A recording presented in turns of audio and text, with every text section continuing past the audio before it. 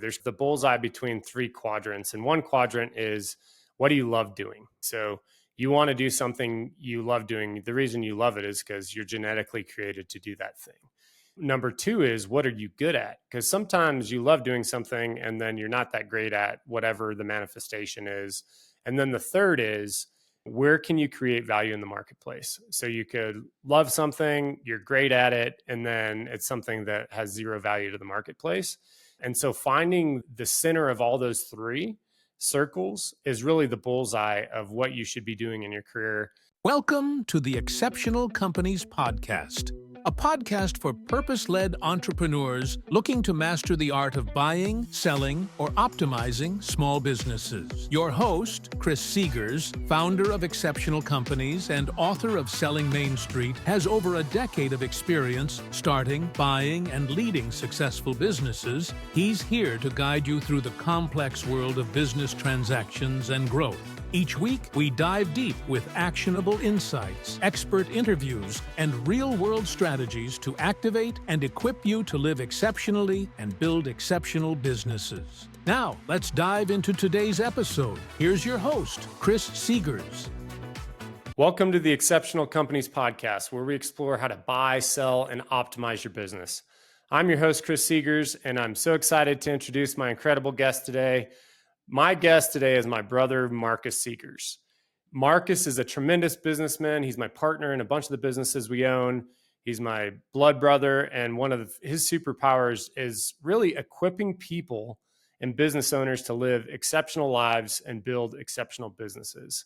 And I'll say, like, in the business acquisition or business startup journey, most people aren't willing to sacrifice and do what it takes to have success in that space. Marcus is the guy that has sacrificed more in pursuit of building something great than anybody else I know. He lived in our rental house basement, which was painted bright pink because there was a young girl living in it before us. He lived through 5 water leaks in that rental property, 3 flooring removals, and that was all in like a 3 or 4 month period. All the while we were buying businesses and optimizing the existing businesses we owned. Marcus, welcome to the show. Thanks for having me. So we're going to chat overall about business, but one of the things that I wanted to dig into is you just built and published what is called the Exceptional Planner. So I want to talk a little bit about that. But before we dig into the why for why you created the planner and what that does for our audience, because I think it's a tremendous tool, let's hear a little bit about your journey, man. Let's back up and discuss how you uncovered your unique abilities, some of the journey and the difficulties, and why you decided to pursue business. So let's chat a little bit about that. Sure. Started my first business straight out of college. And of course, like everybody, you think it's going to be a lot simpler than it actually is. Ran that for about 4 years. And then I had an unfortunate kind of relationship that fell apart. I went through a divorce. And during that transition period, I got a job running a healthcare consulting company. We had about 40 or 50 employees. I ran all the operations for that company and ran that for about 2 years. And during that entire time, I realized all I really wanted to do was get back to running and operating my own companies. And so you and I had talked over a couple of years about buying businesses. You were looking at buying businesses. I was looking at buying businesses. And so I think that at the point where I got ready to buy a business was when I was ready to leave, and right when you were ready to buy a first business. So it was kind of like perfect timing. Yeah, that's when I packed everything, moved up, lived in the basement, and was ready to start transitioning our first business over. Yeah. And so to back up too a little bit, we had been running EOS since 2017, I think.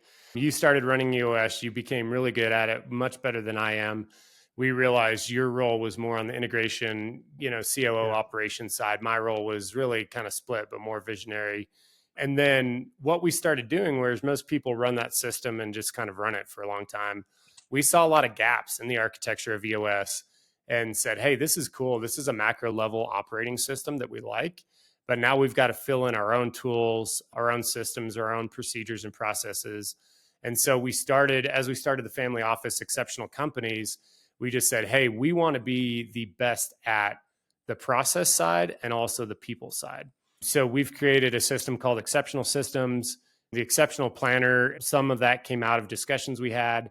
And then really let's talk a little bit about some of the tools that we've created, because essentially when we find a problem in the marketplace, whether it's in our business or a client is experiencing it, instead of just saying hey, sorry, or hey, here's a quick solution, we try to build a tool or a process around it. So why don't you share one of the tools that we've created and how it might help our listeners? Sure. The first tool that I always recommend is our clarity tool, which really gives you a path to coming up with clarity for your long-term goals and plans. And that came out of, I think, a lot of books that you and I both read, mentorship that we've both gotten, and then trying to condense a lot of the complexity of different people's process and procedures of getting clarity in your life down to a pretty simple, less than 10-page sheet. And so what it really walks you through is kind of like your core values, your purpose statement, and your 5-year, 10-year, 1-year action plans. And then you basically bring that all the way down to your quarterly goals. And so you have your quarterly goals for your first year, and then you have your 3-year, 5-year, 10-year long-term goals, whatever those segments are that you segment out. And it's really working for backwards from there. You want to figure out what your biggest long-term goals are, and the tool walks you through that entire process and gives you a really good visual of where you want to go and how to get there. And then kind of the core values and the purpose statement is why you're doing it. For sure. And we coach a lot of folks, and EOS has got a 2-page business plan that they call the Vision Traction Organizer. And then we created another tool because we basically said, okay, now you've got clarity, but you need a 1 to 2 page life plan. So whereas you've got a 1 to 2 page business plan for your business, but then we're like, hey, for the folks that don't own businesses, or even us personally, we track our life on a 1-page plan. And so we created the 1-page life plan. So the clarity tool allows you to get clear on where you want to go, where you are currently, and then a rough level blueprint. And then our 1-page life plan really gives you this 1-page tool that if you just did that and planned your life using that tool, you could create an exceptional life. We've done it ourselves. We've helped a lot of clients do it. We've helped a lot of our team members in that process. And so the clarity tool leads into the 1-page life plan. And backing up to some of the other things that we've published and put out, we talk a lot about the 4 C's to create an exceptional life. And the first C is clarity. So before you start saying, hey, let's build the strategic plan, you really need to get clear on the 4 C's. Your worldview. Are you here to serve yourself or here to serve others? Are you going to create something that's going to serve others and you use your unique abilities for the betterment of other people, or are you self-focused? So clarity of worldview. Then you want to get clear on where you're going, right? So clarity of your there, or your future, your dream life, however you want to say it. Then you want to get clarity on your current reality. So you're going to have a pretty big distance between where you want to go and where you are. But oftentimes people aren't clear on where they are financially, physically, spiritually, in their family. So we want you to get clear on where you are currently. And then the 4th quadrant of clarity is the blueprint. So how do you get from here to there? Well, let's build a blueprint and get clear on what the steps are. And that's where we can take that from this beautiful plan, which a lot of people have the same goals in life, to have a wonderful plan and be happy and be rich. Now we can actually say, hey, let's create a tactical plan that you can action on a daily basis. So once you've got clarity, then we say, look, you've got to commit. You've got to be fully committed. So that's the number 2 C to create an exceptional life. Is you've got clarity, you know where you want to go, you know where you are, you've got a blueprint. But if you don't commit fully and say, hey, I'm going to do whatever it takes, obviously you don't want to sacrifice certain things, but I'm going to do what it takes to achieve the exceptional life I want, then we've got that commitment. Then the next thing is, as soon as you commit, it's going to get hard. That's where you've got to do all these hard things daily that are going to change your life. And if you don't have courage, so that's a 3rd C. So now things are hard and you're committed, but now you have to have courage to overcome things. Then the 4th C is consistent action. So that really brings us to the exceptional planner. So walk us through a little bit about your view on how this came, because you and I have both used daily planners. We've done a lot of journaling. We've created different tools, but you were frustrated by certain things of the different planners that we had utilized. And you said, hey, instead of complaining about it, I want to create a tool that everybody can find more useful than what's out in the marketplace. So let's hear a little bit about that journey. Yeah, it all started with the size. This is the planner. I didn't like the journal size. It was too wide, too long. I wanted something that could sit right at the kind of front of my desk and didn't take up too much space. So I started looking at a bunch of different planners that existed out there, and I bought a dozen different things. And I looked at all of them and I found that this was sort of the perfect size for me, which is great because it lays flat on your desk in the very front, doesn't take up that much space. And then the other kind of from a structure thing that I didn't like about all the other journals is none of them lay flat. So you open it up, it's constantly closing. You have to put a bookmark in. It's just was always an annoying thing for me. So that's why we did the spiral bound, because you can just literally flip it open and it lays flat. You don't have to be flipping pages, reopening journals, that kind of stuff. So those were two really annoying things that I had. And then really the second annoyance that I had with a lot of these planners, and there's 1,000 of them, and they're great for a lot of specific people. But the big thing that was really annoying for me was it had too much. It had like your entire life in one journal, which is amazing if that's how you want to plan out your day and everything. But what I found is I used in those journals, generally speaking, the to-dos, the weekly tasks and schedules, and the quarterly planning and some vision board stuff. I often didn't use the rest of it. And so I really tried to condense down to just a few things that I felt like I really wanted to see in a planner and that I used every single week. And so really this has a couple different things. It has quarterly planning, vision board. It has your weekly schedule, which is just your schedule all in one week, which was a huge thing that I wanted. I wanted to have one page and see my entire schedule for the week. A lot of people like on those journals have like a daily plan. That's too much. I don't want to be flipping back and forth for every day. I want to see my entire week in one schedule. On the opposite side, it has gratitudes, a scorecard for tracking habits, quarterly personal quarterly goals and professional quarterly goals, and just a daily note section. So it's got that. It's got the quarterly planning. It's got more long form note section. And it has what we call the challenge navigator, which is just like a 3-step process to help you walk through having a challenge to possible resolutions and then how you can execute on that challenge. Yeah, absolutely. So the problems we were trying to solve is we had the clarity tool to help us get clear. Then we had the 1-page life plan, which is your operating business plan for your life. Yep. And then we said, okay, now on a daily basis, the 1-page life plan brings it more into quarters, and it helps you establish 3-year, 1-year, and then quarterly, and have a cadence to your finances and your giving. And it does goals based on your pillars. So your faith, your fitness, your family, your finances, your fun, your fulfillment. So it's pillar based. And then we said, hey, now we need something that on a daily basis, our team members or us can utilize to make sure that we're time blocking our days appropriately, that we're tracking the right habits. So this is weekly and daily scorecards, and those feed into your 1-page life plan, which feed into the clarity tool. So we built this whole soup to nuts system that if you follow it, it will create an exceptional life. So if you're interested in ordering the exceptional planner, you can email us on exco advisors.com. This will be in the show notes as well. But this is just another tool that we've created to help people because we needed it. So whenever we have a problem, we try to solve it and then create it, put it out in the marketplace for our clients, our team members, the general public. So let's transition a little bit. So as you think about unique abilities, so we've gone through this journey together for a lot of years, obviously, since we're related and we do business together in a lot of different businesses. And you started forming an understanding of your unique abilities or purpose in life. How did you do that? Was it through some of these tools, or what were some of the ways that you found helpful that if somebody's like, hey, I just don't know where to start. I know that I want different things. I want bigger things. I know I'm not living the life that I want. Where should they start?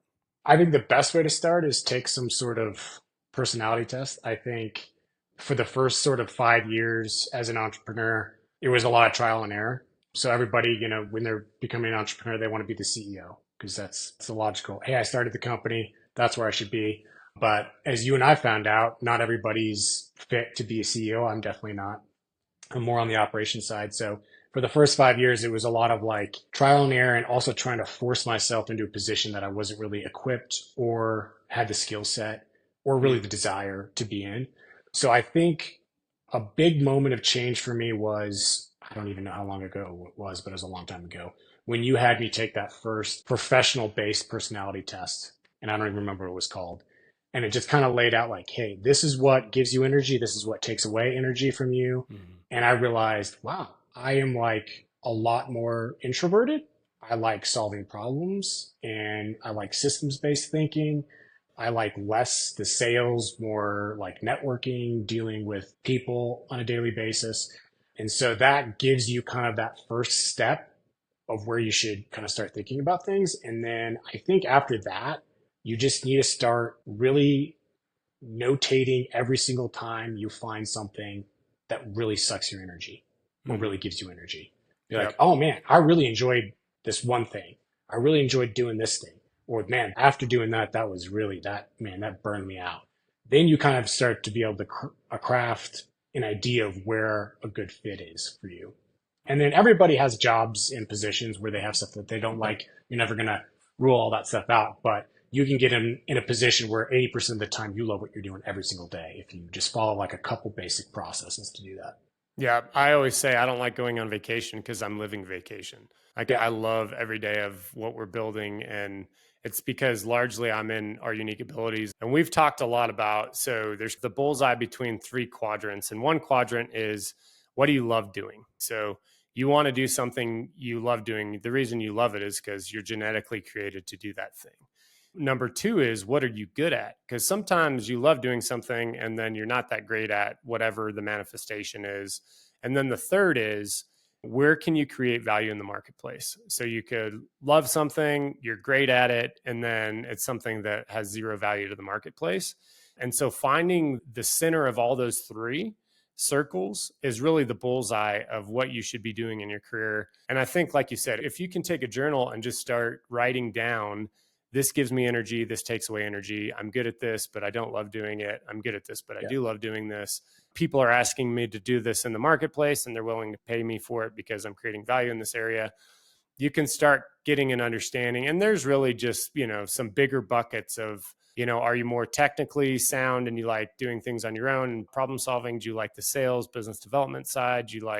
Are you fast paced, slow paced? So there's some different markers that the personality assessments will give you. What I would say is we love personality assessments. We've used a lot of different ones: Myers-Briggs, Colbier, DISC, Culture Index Survey, StrengthsFinder.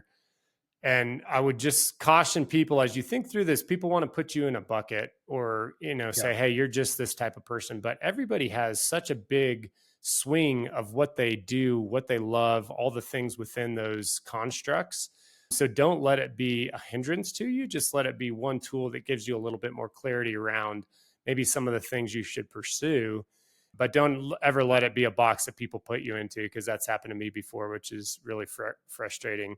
Do you like what you hear so far? Make sure you never miss an episode by clicking the subscribe button now and check out our website, www.excoadvisors.com.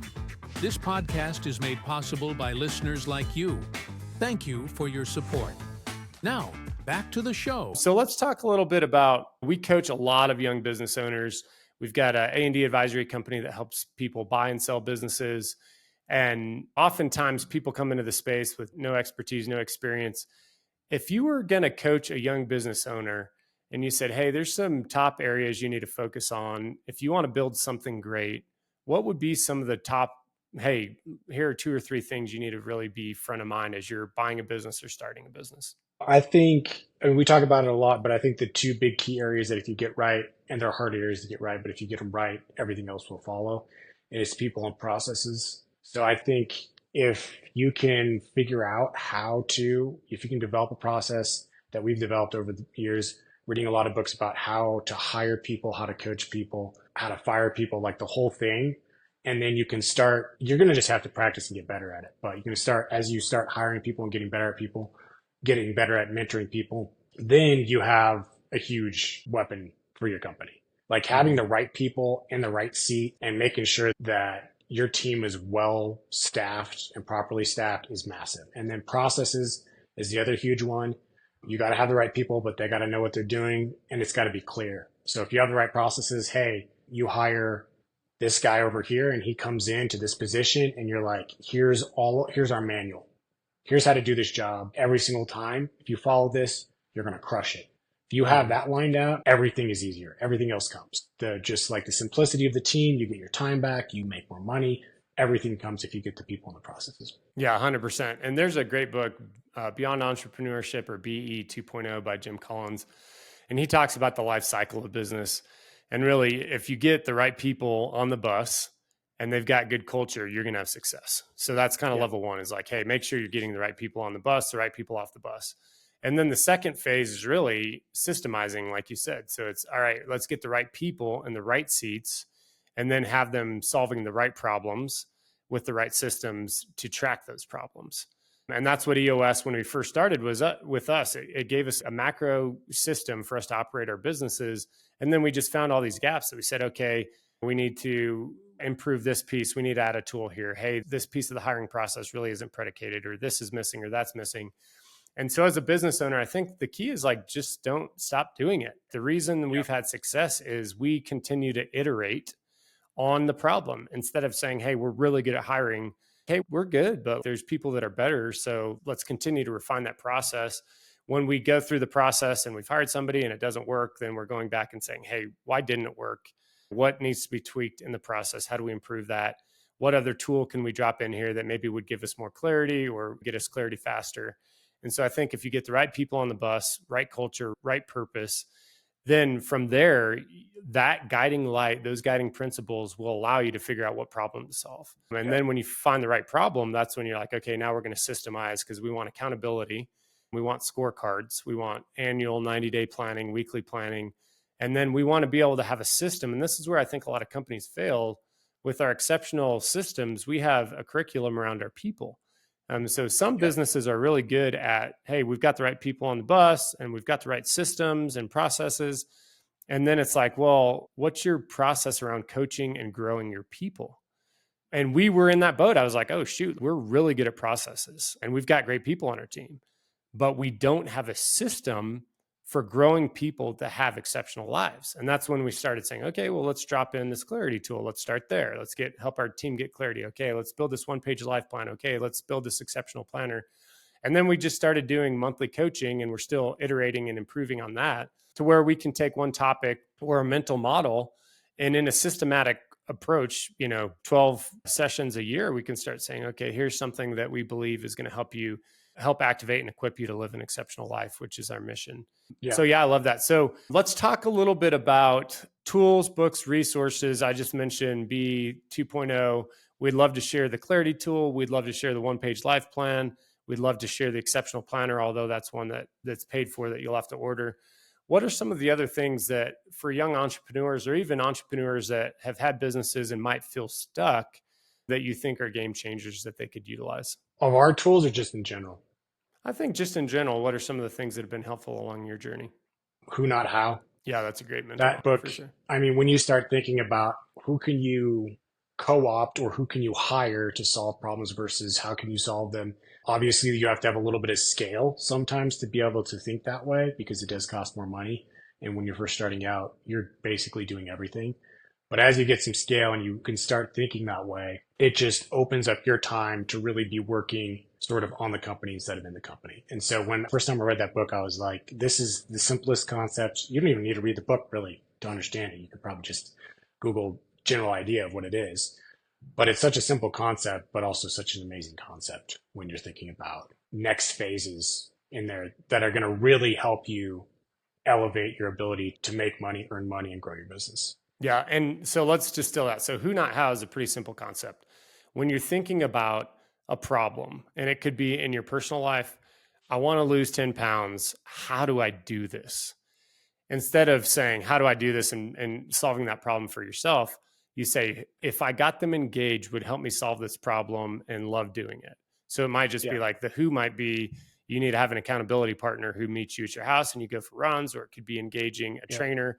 On the business side, it's like, okay, how do I solve this cash flow problem? Or how do I solve this sales problem? And instead of solving it, you say, who, if I hired or got engaged, could solve this for me 10 times better than me and do a good job? And so what we did, instead of just stopping there, because a lot of folks I know have that concept and are using it as a mental model, we said, okay, well, that's awesome. But now we need to actually have a way of codifying the who list.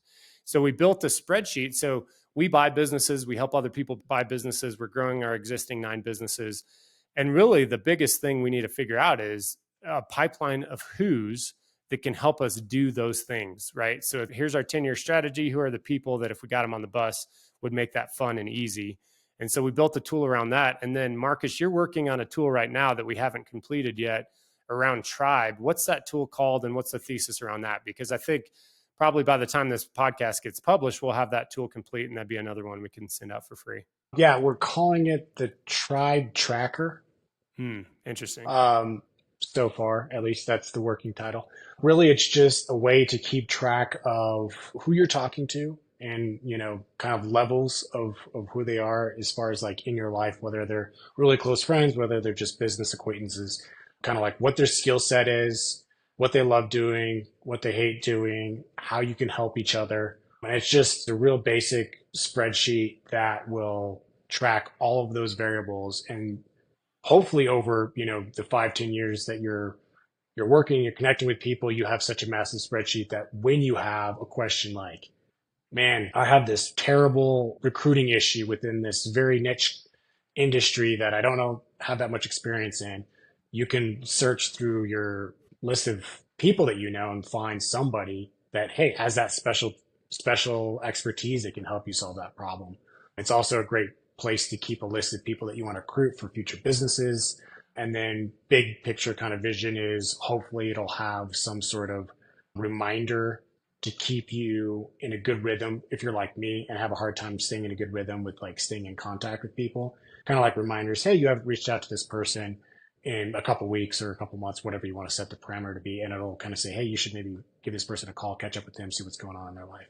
Yeah, I love it. So the core problem we were trying to solve was kind of twofold. One was if you believe that you're the sum of the 5 to 7 people around you, which I believe that's true. So you want to be rich, hang out with rich people, right? And do the things they're doing. You want to be in good shape, hang around with people that are fit. You want to have a good marriage, hang out with people that have good marriages. You want to raise your kids well, hang out with people that are really good parents. And so we said, okay, so we want to have a tribe of really close people. And then we have kind of concentric circles of other people that will have varieties of influence in our lives that we want to spend time with. How do we track that? And how are we systematic about improving that tribe, right? It's, hey, if we want to build this exceptional life, we need to have people around us that are going to be on that same journey. And then also tracking who's. So it's like, all right, we've got this problem that we want to solve in 3 to 5 years. How do I start figuring out the people that if I got them on my team, in my tribe, in my circle, that when I called them and said, hey, I'd like to hire you to do this thing, or I'd like you to be part of this, journey or this problem, they're already in your network. And we can be systematic about that. And we really just said, hey, people have such a difficult time optimizing their tribe because we have all this guilt that we should hang out with the high school people that we used to hang out with that are deadbeats, that are great people, but they're just not going anywhere in life. And we're like, that's okay. They can be in that circle, but they're not in my circle anymore. And so we wanted to really just create a tool around that. So this will be, by the time this thing gets published, we'll probably have a pretty cool tool that we can send out to everybody else. Marcus, we're getting to that 30-minute mark, which is kind of our timeline on the podcast. Thank you so much for joining the show. It's been a pleasure working with you, and we'll have you on again as we talk about systems, tools, operations, because you're the resident guru on that. But appreciate you, man, and we'll see you on down the road. Yeah, talk to you later. Thanks for joining us this week on the Exceptional Companies Podcast. Make sure to subscribe to the show on iTunes, Spotify, YouTube, or via RSS so you'll never miss a show. While you're at it, if you found value in this show, we'd appreciate a rating on iTunes, or if you'd simply tell a friend about the show, that would help us out too. If you liked this show, please reach out through our website, www.excoadvisors.com, for free tools to order a copy of Selling Main Street, or to sign up for our free webinar on how to sell your Main Street business.